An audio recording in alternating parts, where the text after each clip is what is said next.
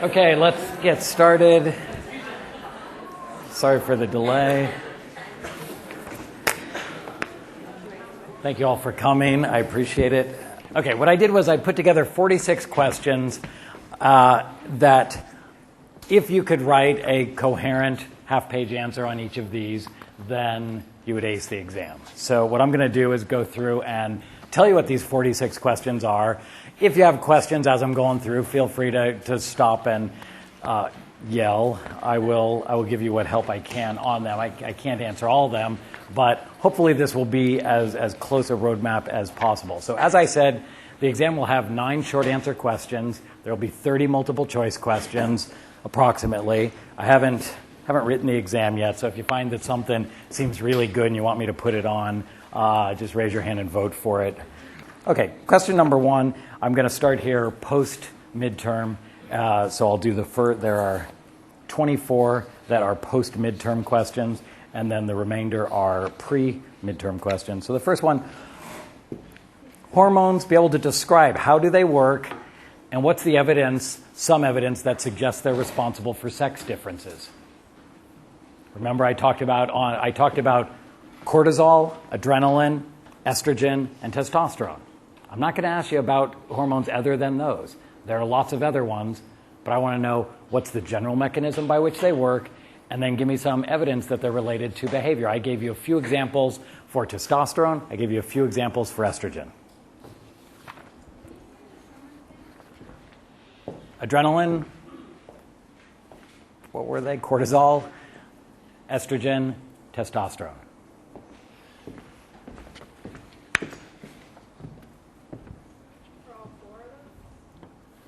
No, the behavior where I say, give me some evidence that hormones are responsible for sex differences, that would relate to testosterone and estrogen.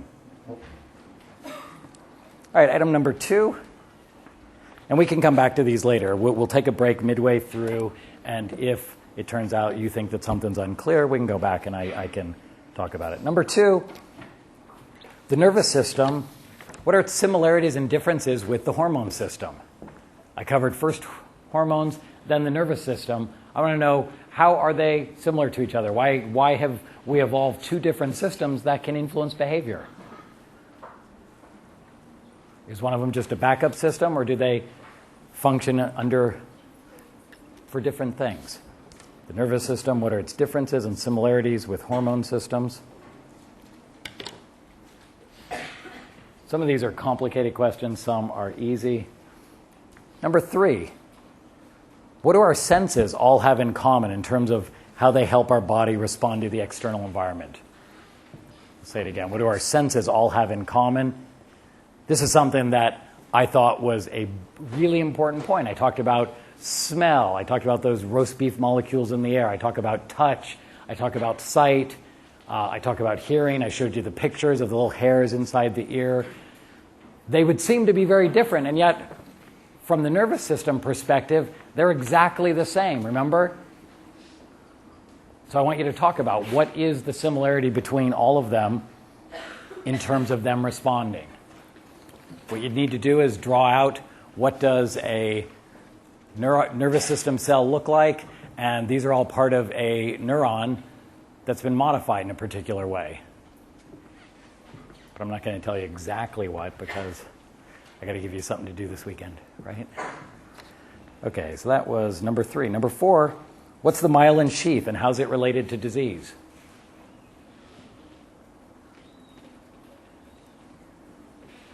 Do you remember the picture that was related to this one?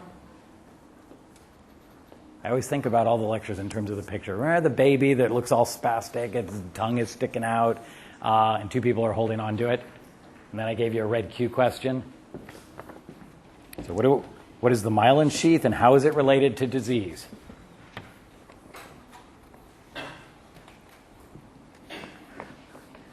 Number 5 is guaranteed to be on the exam. I promise you it will be one of the 9 questions. How do drugs influence stuff at the synapse? That's not how I will phrase it. But again, a common theme in this class is that you have multiple things, like the senses, that seem very different, but in the end they actually all function the same way. Same thing goes for drugs at the synapse. Whether we're talking about ecstasy or caffeine or LSD or cocaine or Prozac, in every case, if you understand what goes on at the presynaptic membrane, remember, you've got the action potential that comes down, calcium rushes in, vesicles fuse with the membrane, they dump the neurotransmitter into the synaptic cleft, it diffuses across, lands in a receptor, causes sodium to rush in, and an action potential starts at the next cell. They fall off the receptor, they get broken down by enzymes, or they get taken back up into the other cell, and it can start over again. And the point of what we talked about drugs was that in every case, they modify some aspect of that. They cause more neurotransmitter to be produced so that when they get dumped into the synaptic cleft, more of the postsynaptic receptors are filled up. Or they influence maybe how quickly the neurotransmitter gets broken down in the synaptic cleft. So you have monoamine oxidase inhibitors. That's the enzyme that breaks down some neurotransmitters. If you inhibit the action of the enzyme, the neurotransmitters stay there longer, which causes them to get repeat hits on the postsynaptic cell, so you get more firing. Or you block reuptake of dopamine, as you do with either Wellbutrin or cocaine. And in those cases, the dopamine stays in the synaptic cleft. You get repeat hits on the postsynaptic cell. So I want you to be able to describe the general case, and then I'll probably ask you either specifically or just ask you to come up with something saying, show me a case of a drug where by modifying what goes on in the synapse, you can alter someone's behavior.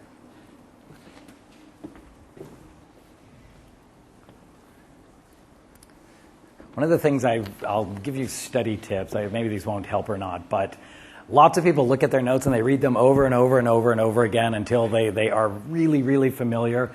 But because it's hard, they never ever take the time to say, okay, I'm going to put a little box on half a page of paper and I'm going to actually practice writing out my answer. That's kind of a pain to do. I would recommend that you do that 10 times. So then you flip through to the exam, find the synapse question, and write your answer. But if you haven't practiced writing it, it can be tough. It can slow you down, and you can end up being a little bit fuzzy or vague on your description. So that's an important one, very important. All right, number 6, how are neurotransmitter receptors related to addiction?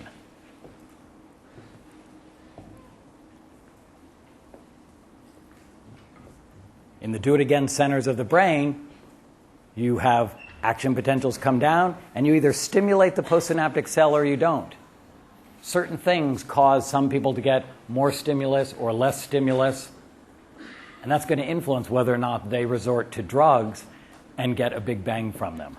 So the question is, how do drugs... No, that was number 5, sorry. Number 6, how are neurotransmitter receptors related to addiction?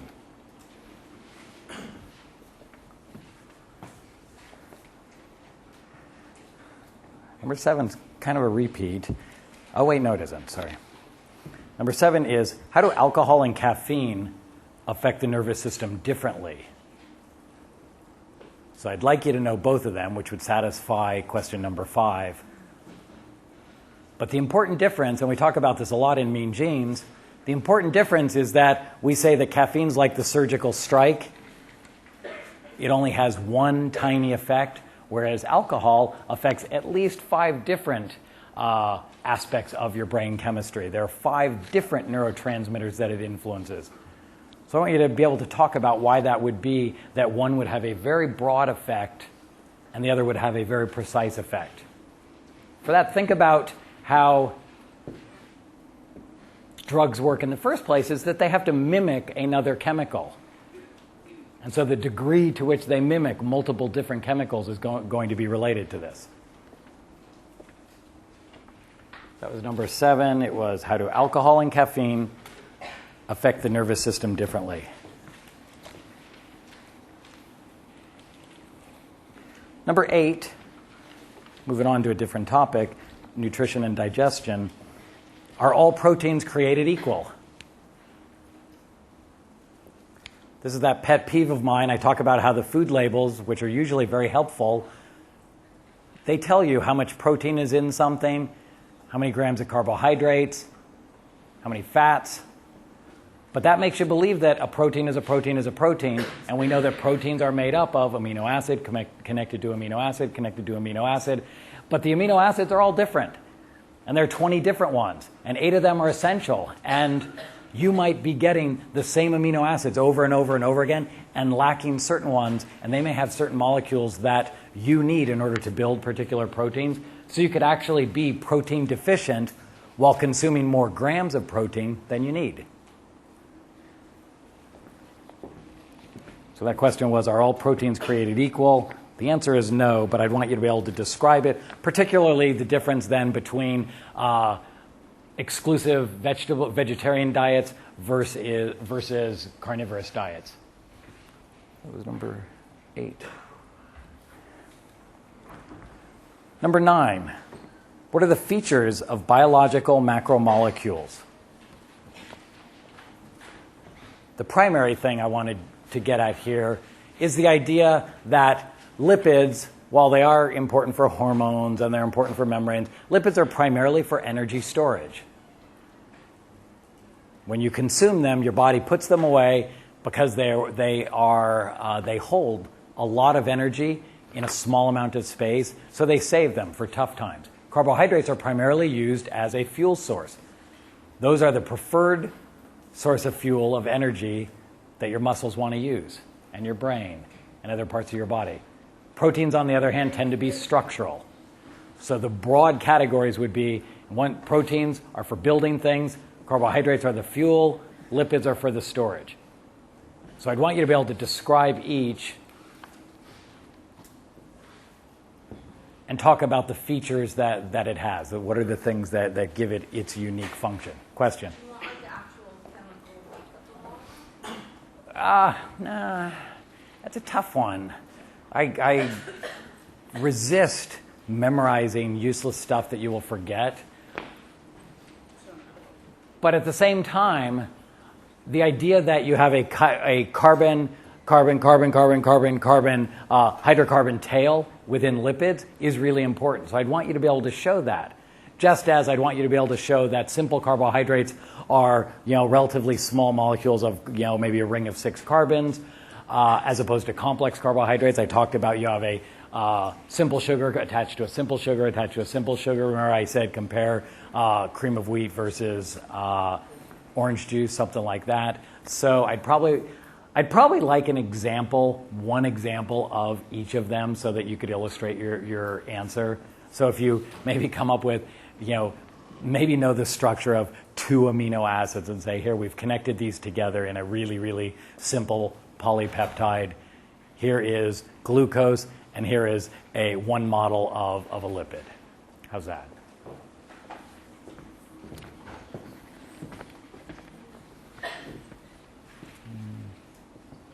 So that was number 9.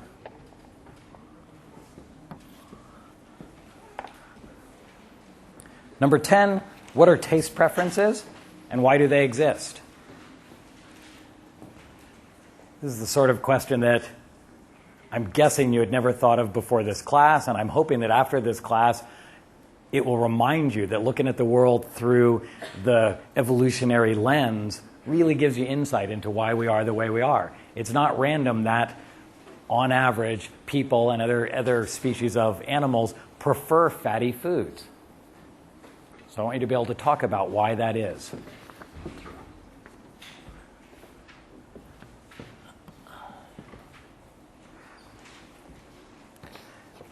Number 11, what is dietary fiber?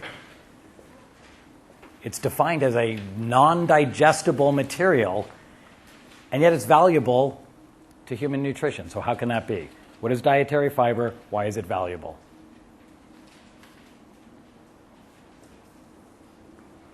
It's just one of those things that it seems like a paradox. That's something you're not going to break down, you're not going to extract any energy or raw materials from, somehow can still be valuable.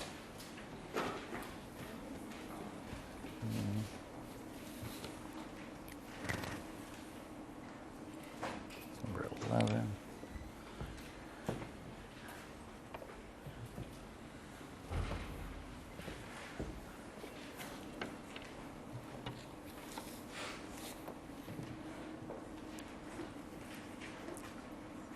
Number 12, I never got to cover this as well as I wanted to. The question says this: enzymes and metabolic pathways from genetic diseases.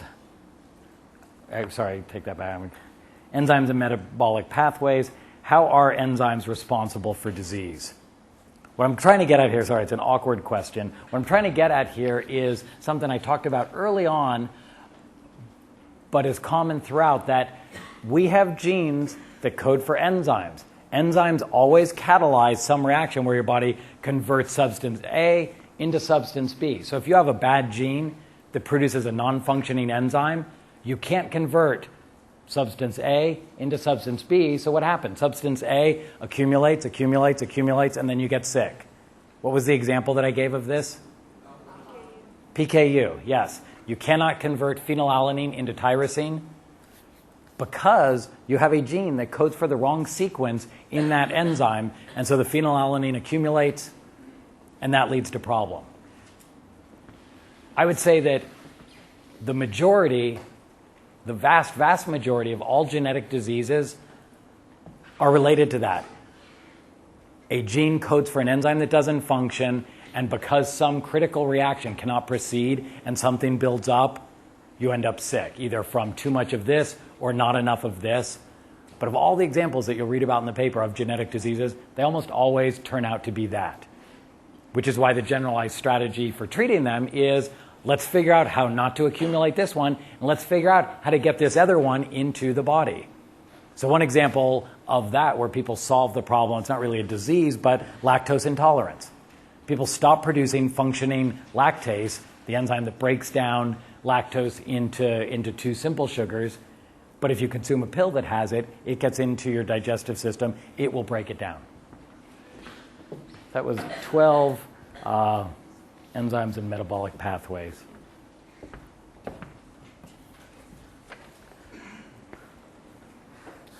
Number 13, what is the EEA, and why is it important for us to be aware of it?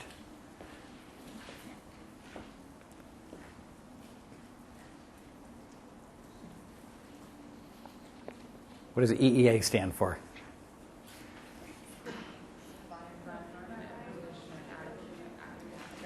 Yes, exactly. Environment of evolutionary adaptedness. It doesn't really roll off the tongue. Why is it important, though? This, I don't know if I want to say guaranteed, but let's see. I'm writing in my notes, put on exam, exclamation point. It's one of those big concepts that runs through the entire course, being aware that natural selection adapts organisms to their environment. And so if you look at any given organism, you have to think about, okay, it is adapted to a particular environment that it's been evolving in.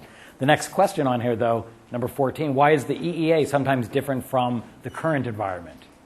This is very important for humans, because for industrialized humans, the current environment is most definitely different from the EEA. And that leads to all those issues of mismatch. Yes, 14 is, why is the EEA sometimes different from our current environment? So what you would want to do in that, if I say, why is it sometimes different? I would want to say, we've got culture. Culture is the ability to pass information on non-genetically. You tell other people about ideas. Those ideas can be so powerful that they allow us to change the environment very, very rapidly. What would be the best example of a cultural development that has caused our EEA to no longer be relevant? Agriculture, single most important one. That was 13 and 14. Number 15, do other species have a different EEA and current environment? Give me 2 examples. Give me 3 examples then. I heard lab rats and zoo. Give me one other. Those are both good. What's that? Pets. Yes, that's the one I just thought of earlier in my office when I was trying to come up with exam questions. So that was 15 was, do any other species have a different EEA and current environment? Interestingly, in every case, it's a situation where the humans have modified the environment. Be interesting to try and think of an example where you had an animal that had changed it itself. You could, if it had suddenly figured out a way to disperse to some new environment, but I wouldn't expect you to think about that on the fly. All right, number 16. This is also related. What does mismatch mean? What are its implications for our instincts? What does mismatch mean? What are its implications for our instincts? There's almost no phrase that gets uttered on TV that I hate more than trust your instincts. Trust your instincts is bad, bad advice.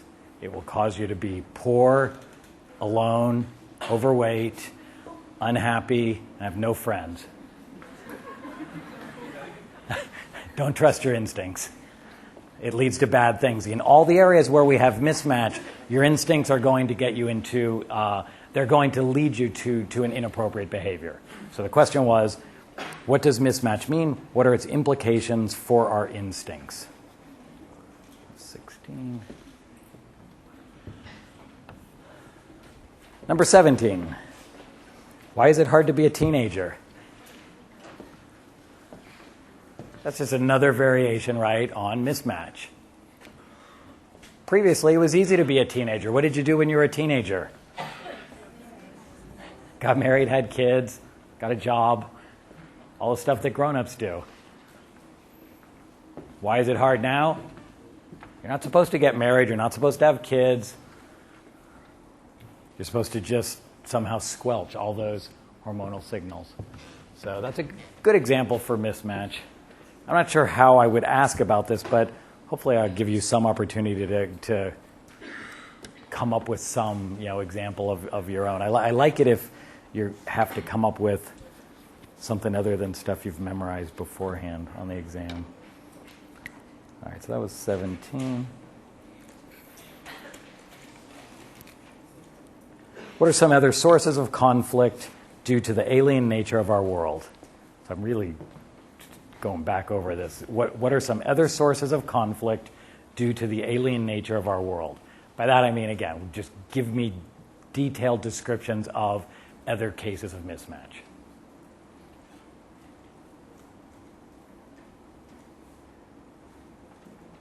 What are some other sources of conflict due to the alien nature of our world?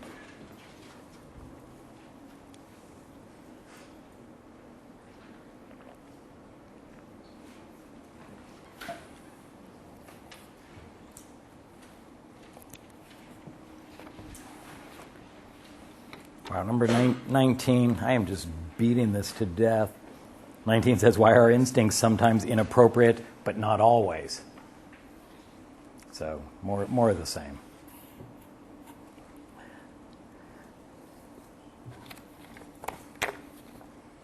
One of the things I would recommend doing, just as someone who thinks about human nature a lot, is when I write exams, and I think this is true of every professor I know, all I want to do is ask you the stuff that I think is most important. So in your notes, when you notice that there are things that I just go on and on and on about, it really is just, it's a revealed preference. It means that I think they're really important. And so if I were analyzing my behavior here, I would say it's obvious that the drug thing is going to be on there. It's obvious that there's going to be EEA and mismatch. And it's obvious that there's going to be something about the biological macromolecules. I think it helps if you can figure out what the questions are going to be. All right, so that was 19.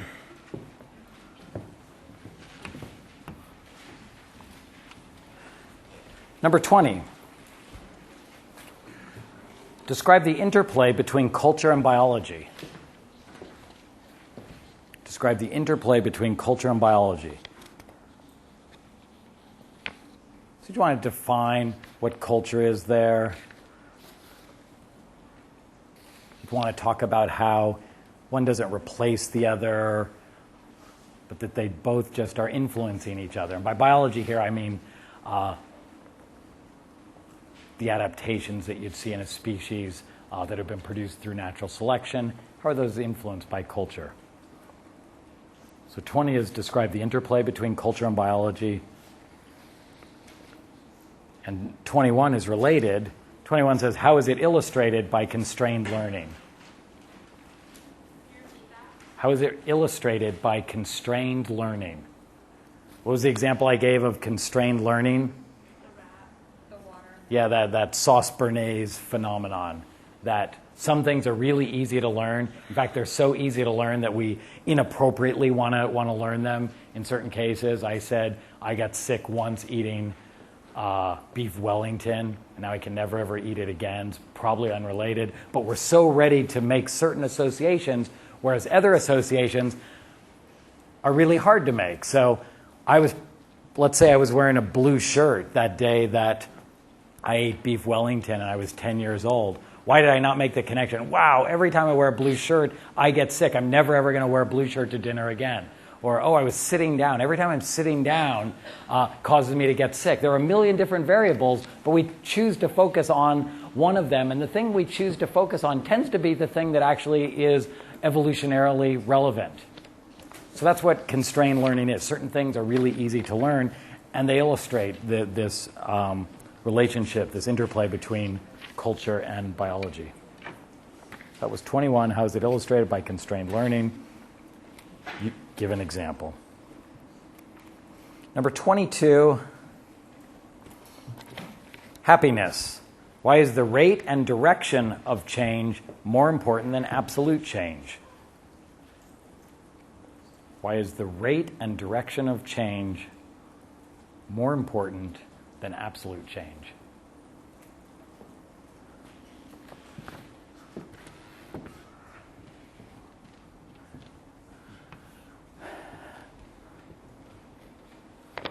So if you were talking about that, there are a few examples you could give. This is just from class yesterday. I think in terms of the rate of change and the direction of change, I always think of the colonoscopy study, right? People actually prefer more pain if you set it up so the pain is getting less and less and less. People like to have situations that improve. And so the absolute amount of pain, not as important as is it getting better.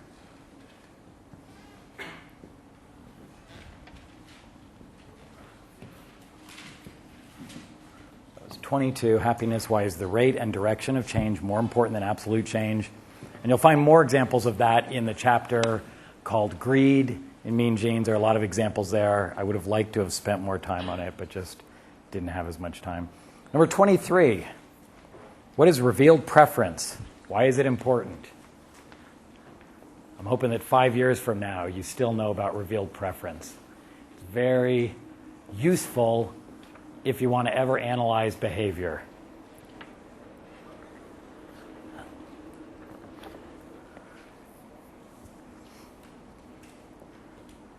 One of the things, I told you that I've worked with people in the FBI a lot who analyze behavior, people who work as spies. One of the things they love, they talk about all the time. In fact, someone recently told me that even among the FBI now, they've started calling it RP, because my wife Julia calls it RP.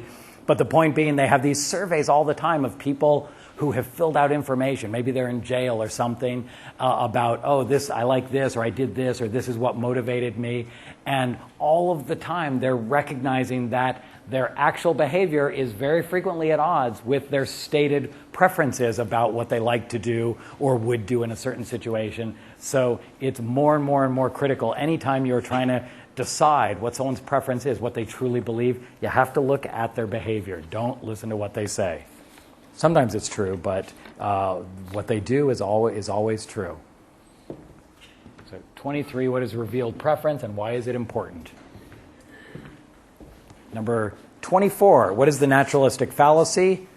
Give an example of how people commit it. What is the naturalistic fallacy? Give an example of how people commit it.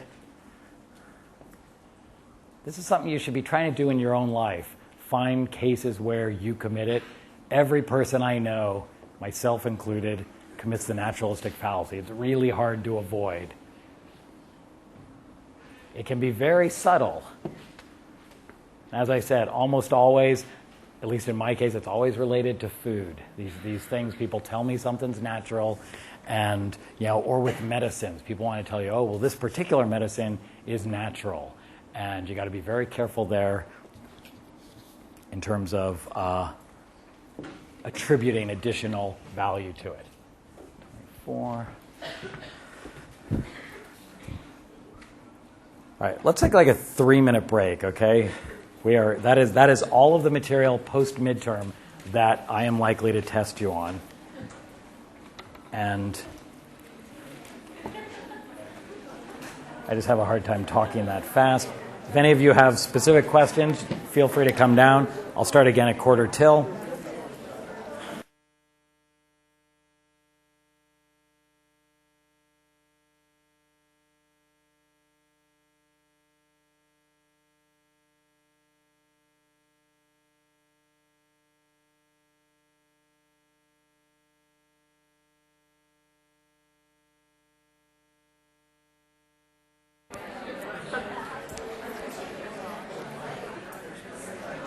Okay, we can move on here. I know you have lots of things to do tonight. Number 25. Number 25 is the one exception. I said that if I ask something on the midterm, I'm less likely to ask it now. Number 25 is this scientific method, be able to use it. I really, really, really want you to be able to figure out how to design an experiment to figure out how the world works. I want you to be able to do that badly enough that I will ask you to do it again. I don't know how, but I want you to be able to think about it. Remember, I asked last time, what does it mean to be randomized? What's a control? What does double-blind mean? And just because you can't do a randomized controlled double-blind study, does that mean that it's not valid? I would say the majority of studies that are done in the world are not randomized controlled double-blind. They may have elements of each. You have constraints on what you can do or not do. But I'd like you to be able to design an experiment. An experiment should always have some hypothesis that is being tested. Based on the observations that come in, you're either going to contradict your hypothesis or refute it, or you're not. Very important to set up your study that way. So 25 was scientific method, be able to use it. Number 26, what is natural selection and how does it work? Surely we all know that.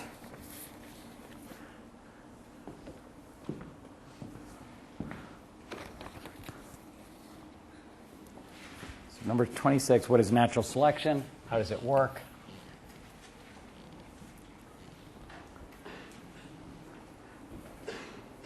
Number 27, it's related.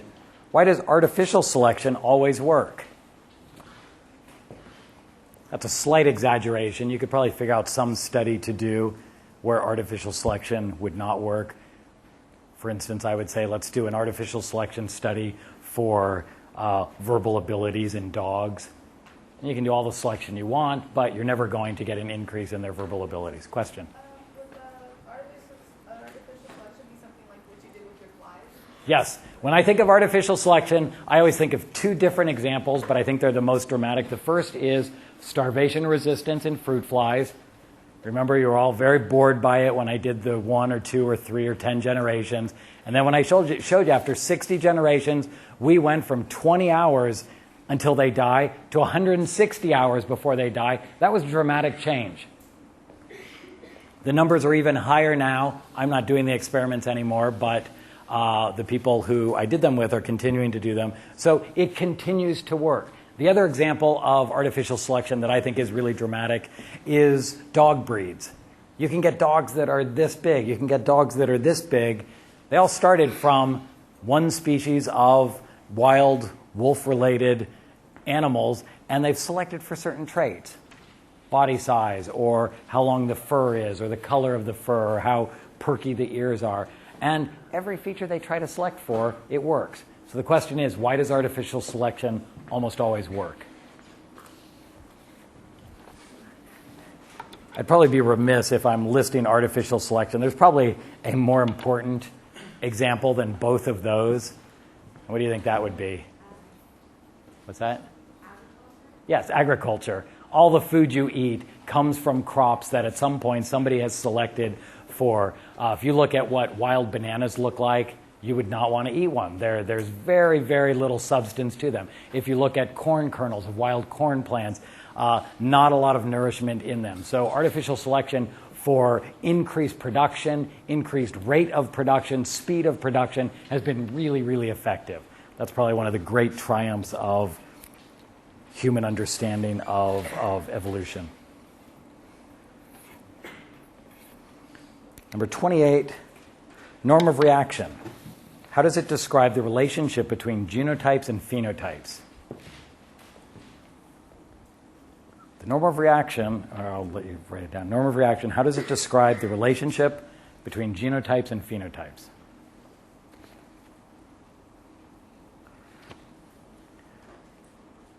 A couple of important features of the norm of reaction that often get lost are that it is all the possible phenotypes that can result from a single genotype raised in all possible environments. So a norm of reaction is for a genotype. So it's not for the trait, all the variation we can see. It's just for one particular genotype.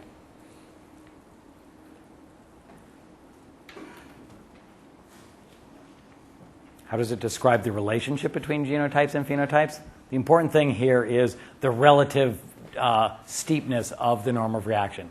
If it's really steep, that means the y-axis, which is the phenotype, is changing a lot as you move across the x-axis, which is changes in the environment. You change the environment a little, change the phenotype a lot. If it's flat, you change the environment a lot, phenotype doesn't change much.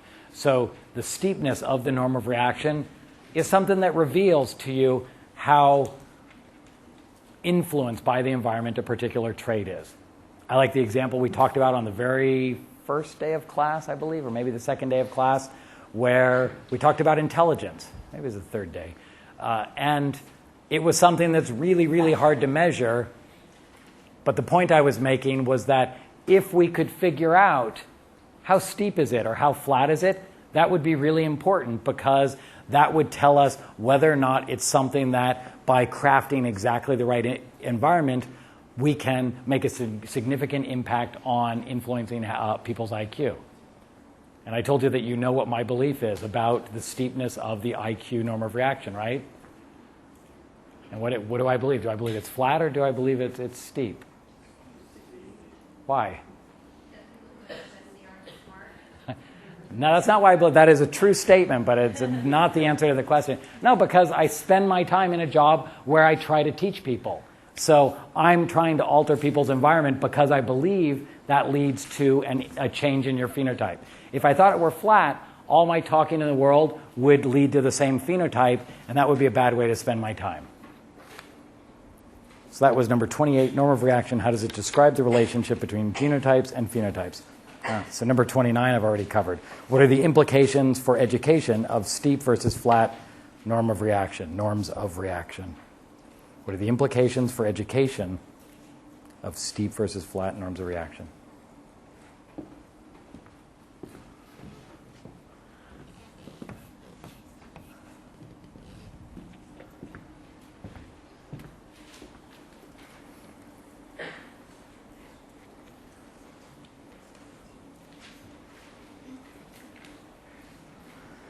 I'm trying to think what might be an interesting way to ask that question would be to go at a different trait other than education and intelligence. I might say come up with some other trait where it would be really useful if we knew whether or not the norm of reaction was steep or flat for most genotypes and how you would test it. I'm trying to think. I'm sure there are other traits that we really want to know it. Another interesting thing would be how much variation is there from one genotype to the next in terms of flatness or steepness? That's a really subtle point. It says, okay, we're interested in whether or not education helps people be smarter, but this question would be, we're interested in how consistently does education help people's IQ? There might be some people who aren't helped, and there might be other people who are helped. That's the biggest mess in biology, when you have different genotypes have different steepnesses of their norm of reaction. So I've done that. I've done studies before where I'll try to measure a norm of reaction, and I'll find that some individuals are really flat and others are really steep. And it's hard then to make any broad statements or generalizations about the species or about the trait. So that was number 29. Number 30, it's not really a question, but it says Mendel, segregation, gamete production, and genotypes. I'll say it again. Mendel, segregation, gamete production, and genotypes. I think the important thing I would want you to figure out here, or be able to talk about here, is we're still talking about Mendel. He published his paper, what year was it? Like 1861, 69, 65. So here it is, 150 years later, we're still talking about him. What is it that was so important that he did that we should care 100 years later? There's almost no one from 150 years ago that we care about. So I want you to think about the thing that he figured out. Segregation is the key one. But I want you to be able to describe. He said, I can figure out why it is that offspring look like the two parents in some combination. So my question just said Mendel, segregation, gamete production, and genotypes.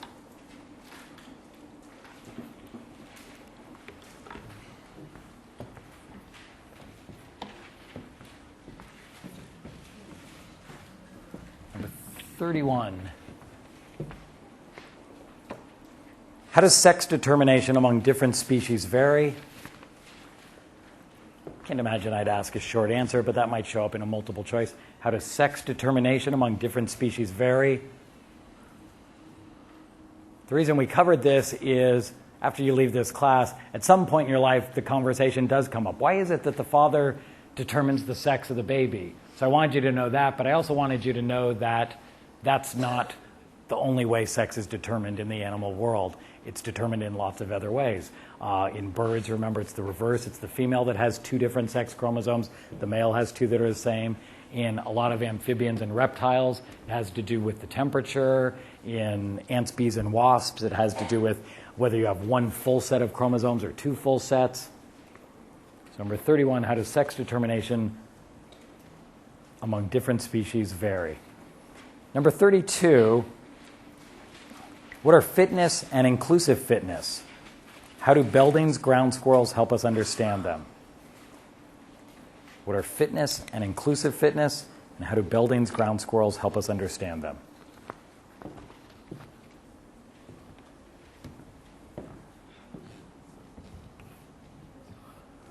So 32, what are fitness and inclusive fitness? The important difference here being that initially we thought about evolution is influenced by relative reproductive success. How many offspring do I produce versus someone else? The individual that produces more offspring, whatever alleles they carry, are going to increase their market share. But the idea of inclusive fitness says you don't have to pass on your alleles by just having offspring. You can help other individuals who carry the same alleles leave offspring. That was a radical idea, but it helps us explain a lot of things. And so Belding's ground squirrels are a good example because it helps us to understand why they would do a really, really risky behavior, alarm calling, and how evolution could produce that. I can't remember. Did I put that on the midterm? Anything about Belding's ground squirrels in a short answer? I like the Belding's ground squirrels. Number 33, what does Hamilton's rule help us to understand?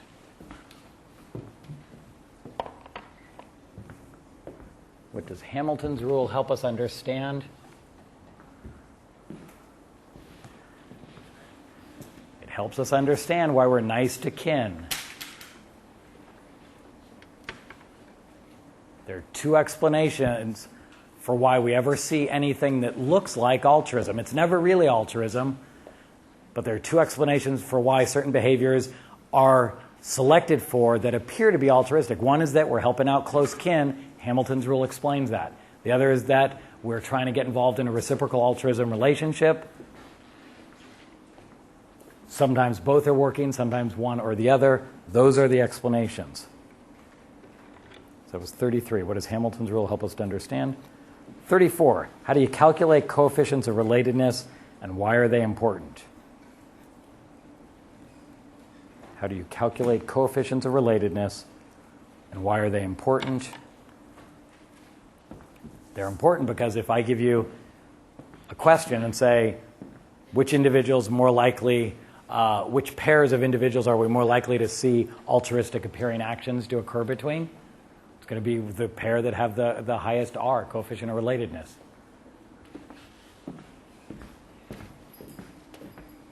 That was 34. How do you calculate coefficients of relatedness and why are they important?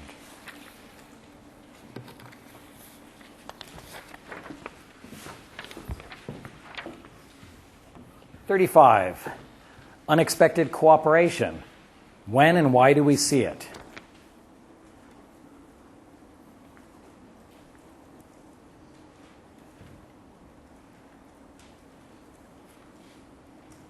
I guess if I'm asking you when we see it, it's not really unexpected. So put unexpected in quotes.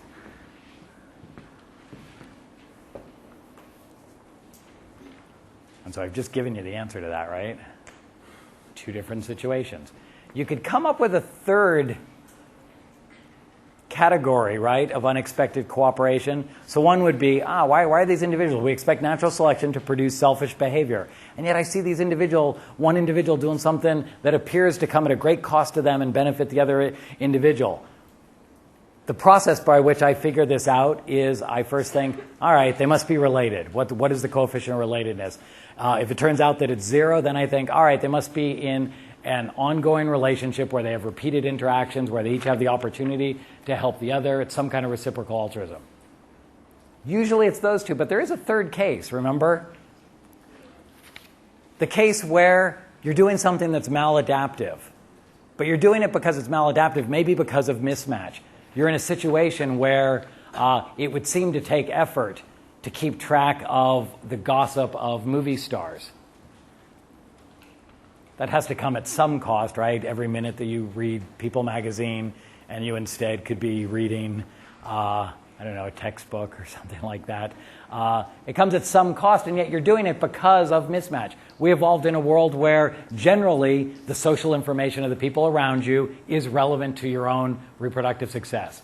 In the case of famous people these days and people in the media, they're not relevant to your life. So we do have a third category of behavior of unexpected cooperation, I would call it, which is maladaptive behavior based on some form of mismatch.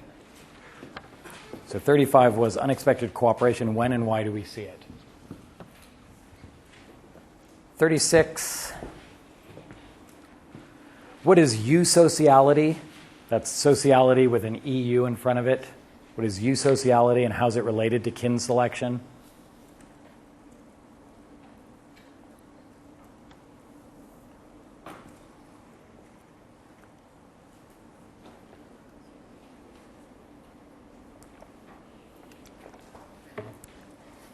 Eusocial species are the species of organisms where we see extreme cooperation. You have breeding individuals, and you have lots of other individuals that forego all reproduction.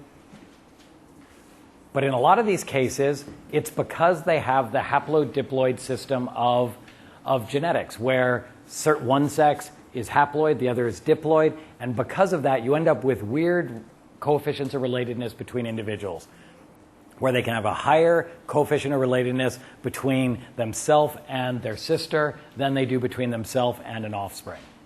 And so people have put that forth as an explanation for why we see this social appearing behavior. So that was 36. What is eusociality? How is it related to kin selection? Number 37, unexpected conflict. When and why do we see it? Unexpected conflict. When and why do we see it? What was the example I talked about primarily? Mothers with Gestational diabetes, exactly. And why do we see conflict between the mother and her developing fetus? R equals 0.5 between the mother and the fetus. R equals 1 between the mother and herself. R equals 1 between the fetus and itself. Anytime coefficient of relatedness between two individuals is less than 1, there will be some degree of conflict. That's why I asked you the question, does unconditional love exist? What's the answer? Oh, you guys are meanies. It does, remember, between Terry Burnham and me. All right, so that was number 37, unexpected conflict. When and why do we see it? Anytime R is less than 1, which is always. 38, reciprocal altruism. Under what conditions should we see it? Reciprocal altruism, under what conditions should we see it? This is one. I did ask you about the ultimatum game on the midterm, but it's still a really important topic. The reason I think it's important is that it explains a lot of behavior that is at first not obvious when you learn about natural selection. And the second is that it's really relevant to your life because you probably want to have friends, right? And you probably want your friendship relationships to be good. And so the more you can understand reciprocal altruism, the more you can enhance those relationships. I think I told you this, of all the chapters in Mean Genes that I wrote, the one that I think has benefited me the most, if you're going to go back and reread one, the one on friends, I think is the second to last chapter, is one where you're going to get the most tips that will help you. Number 39, male-female physical differences. What are the implications for birds versus mammals? Male-female physical differences. What are the implications for birds versus mammals? In other words, among mammals, what are the differences between males and females? Females get pregnant, internal gestation. Females have lactation, males don't. But then we go over to birds, and we don't have those. We have internal fertilization, but we don't have internal gestation. And we don't have lactation. So the male-female difference that exists in mammals, they don't exist in birds, and that has implications then for parental investment. So my question was male-female physical differences. What are the implications for birds versus mammals?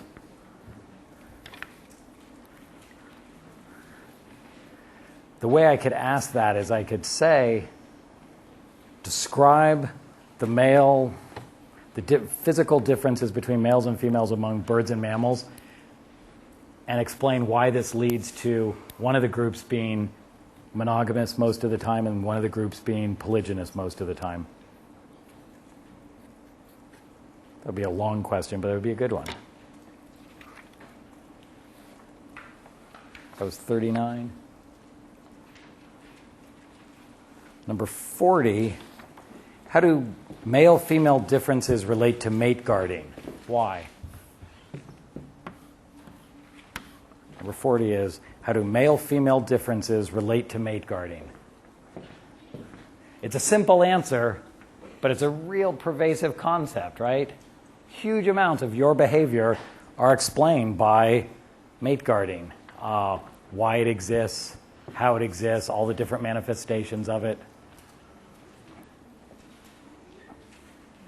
And an interesting way that I could ask a question about this would be to say, okay, we expect huge amounts of mate guarding among one sex over the other in most species of mammals. And so I'd ask you to explain what it is. So you'd say, obviously, the males are more likely to be the mate guarders because there is paternity uncertainty. But then I could say, in humans, we see a lot of mate guarding in the opposite direction, right? Females mate guarding their males. How many of you males have been mate guarded by your female? Okay, and the rest of you are lying. There's some, right? Even if it's just to the extent of, hey, I have a wedding ring. This is some socially acceptable way that my wife has of conveying signals to other females. If you go near him, you'll be in trouble. Or he'll be in trouble. Or But there's some degree of mate guarding there. And the question would be, why in humans do we see a little bit of it going in the reverse direction? And so you should be able to make a prediction why that would be. And are there other species where we would expect to see a reverse pattern or maybe some equal pattern of mate guarding?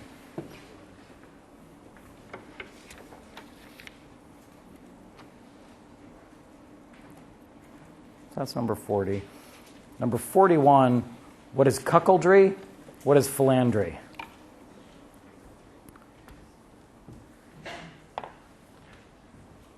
What is cuckoldry? What is philandry?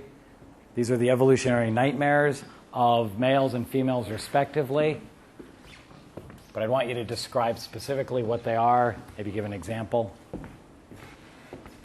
And then talk about how we expect then there to be strong evolutionary pressure on anti-cuckoldry behaviors or anti-philandry behaviors. So it was 41. Number 42, mating systems. Why is variance in reproductive success important?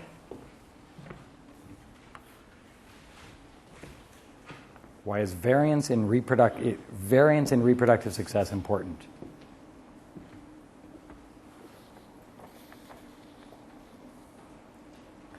Particularly, if I were to ask about that, I think an important manifestation of this would be, how is variance in reproductive success related to sexual dimorphism?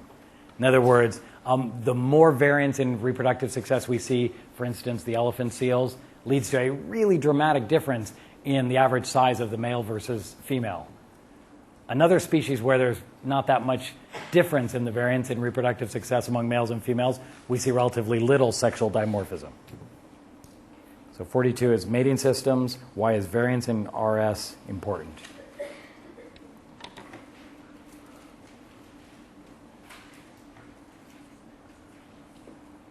Number 43, sexual selection. Why does it lead to trade-offs?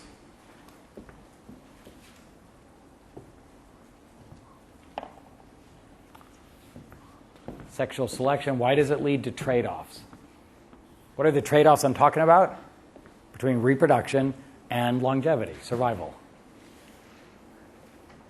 When you think of sexual selection, you should think about prominent physical features, things like the peacock's tail or the big rack of antlers that a male deer has.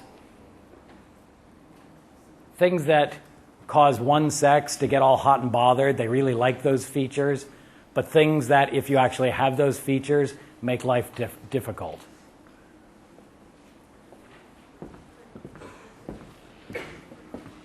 That was 43. Sexual selection, why does it lead to trade-offs?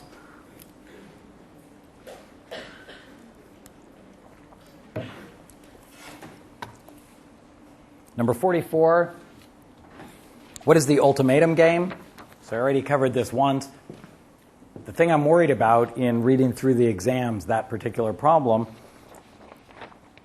is that I worry that people don't understand what the critical findings were. We have two behaviors that occur that are unexpected, but they reveal something about reciprocal altruism. So my question is, what is the ultimatum game? How is it related to reciprocal altruism and our sense of justice?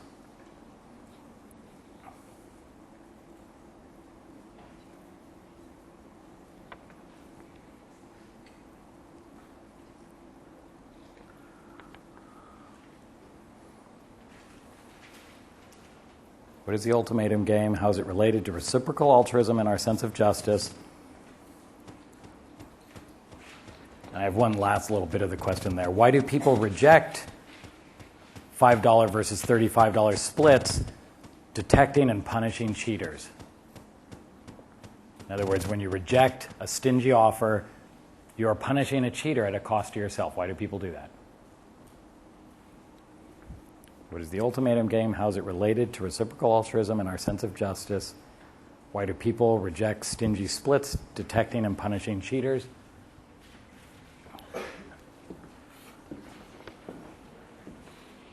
The last important lesson that I gave you was you have to manage expectations. There is no number 45 or 46. We're done. That's all. Thank you. Good luck with your studying. I can answer questions. People can stay or leave if they want a question. Oh, oh no.